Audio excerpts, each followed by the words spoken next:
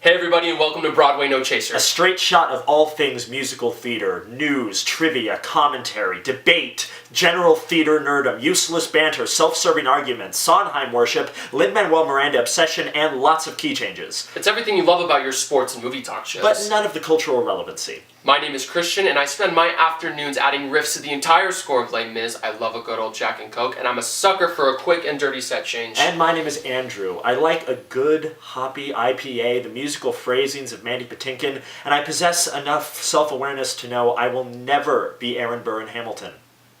There's so many exciting things happening in the musical theater world in the next few weeks. We have the Hamilton mixtape that's dropping, we have Hairspray Live, a La La Land that's coming out in movie theaters. And we will be bringing it to you all from the epicenter of the theater community. A suburb 20 minutes north of Los Angeles.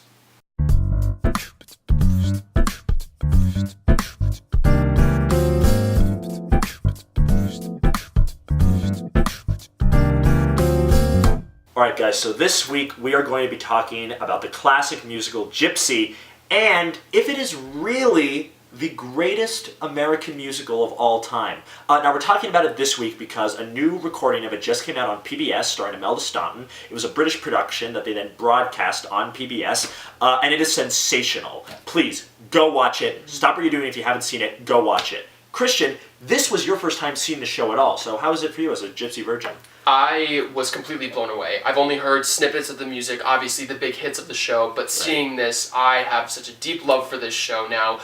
Everything about it, it was the best first time. I enjoyed my first time with Gypsy. Can we go so far as to describe that it was a lit production? This production of Gypsy was lit. Was hella lit. Who is the definitive Mama Rose? I mean, we have Ethel Merman, we have Angela Lansbury, Oof. we have Tyne Daly, we have Oof. Bette Midler, Oof. we have Patti LuPone, Oh! and then we have the Imelda Staunton. For me, that's super easy.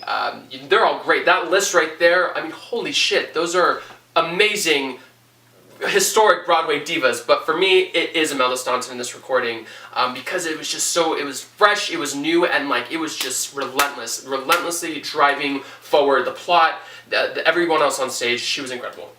Yeah, I'm gonna have to say Ethel Merman. The show was not written to be Mama Rose.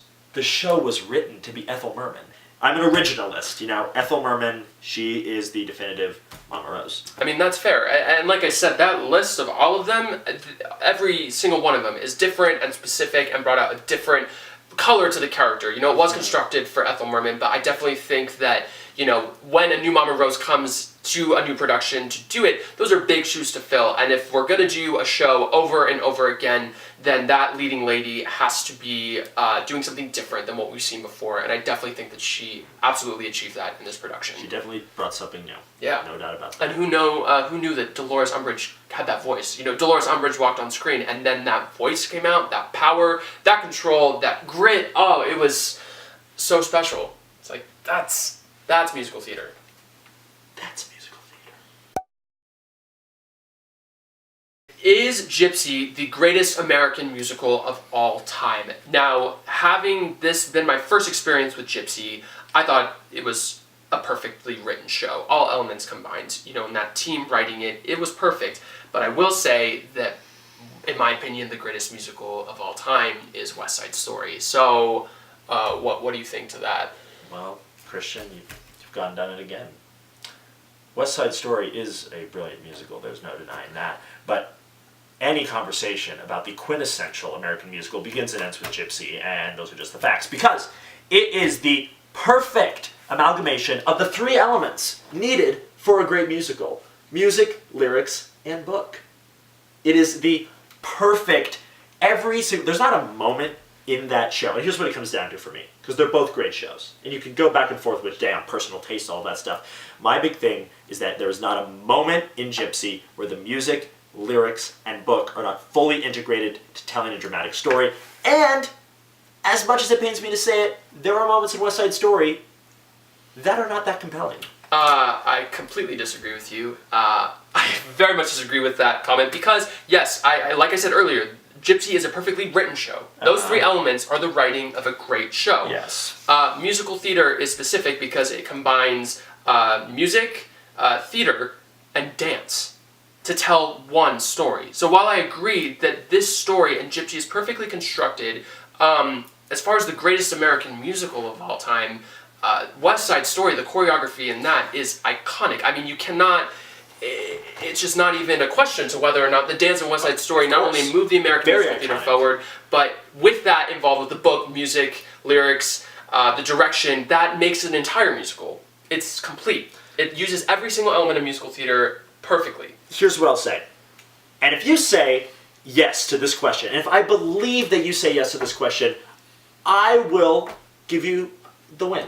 Okay. I will. Okay. If you can honestly answer this question. Okay. When Act 2 opens, and I Feel Pretty starts, Yes.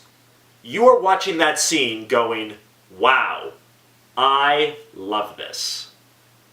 Well, yes, because I love West Side Story, and No. it makes that... I'm not talking about that. I'm talking about separating this one individual moment. You've sat in your seat, you've got your popcorn, you've got your candy, you've just had a nice bathroom break, Riff has just died, you're like, oh my god, this is so dramatic, and then the curtain comes up, and you see all the girls there talking about how much she wants to get laid.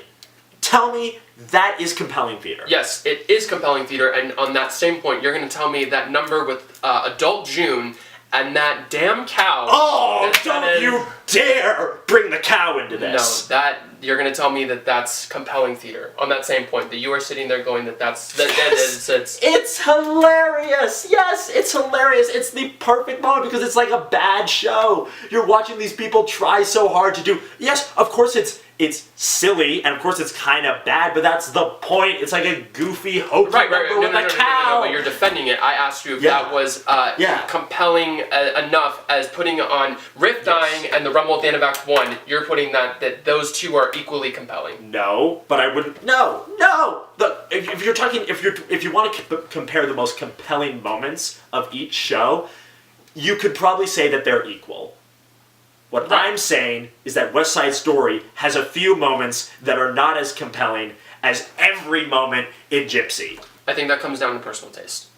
I do. I don't think it does. It's personal You're taste. honestly going to tell... I think it's personal taste.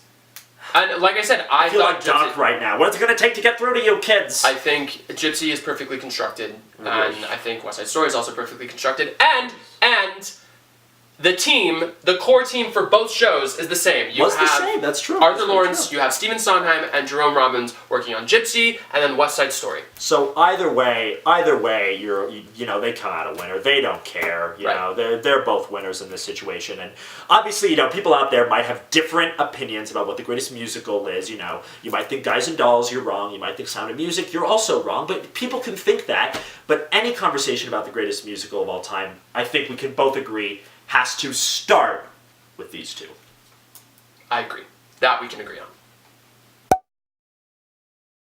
Gypsy is about a famous stripper, so in the spirit of other people taking their clothes off in other musicals, we wanted to give you our top 5 musical theater strippers. Alright, number 5, we have Don Kerr from A Chorus Line. I believe he does not get cast, but he really became friendly with the stripper. Number 4, the first moment of Miss Saigon, when the curtain rises and we have that number in that gentleman's club. That is a bold, bold way to start a musical. Hats off to you ladies, incredible.